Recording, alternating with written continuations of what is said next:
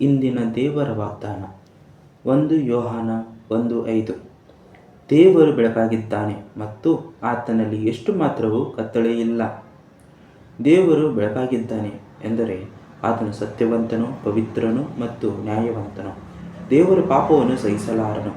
ಆದ ಕಾರಣ ಮನುಷ್ಯ ಕುಲವು ದೇವರಿಂದ ಎಷ್ಟೋ ದೂರವಾಗಿ ದೇವರಿಗೆ ಮತ್ತು ನಮಗೆ ಮಧ್ಯೆ ಅಗಾಧವನ್ನು ಸೃಷ್ಟಿಸಿಕೊಂಡೆವು.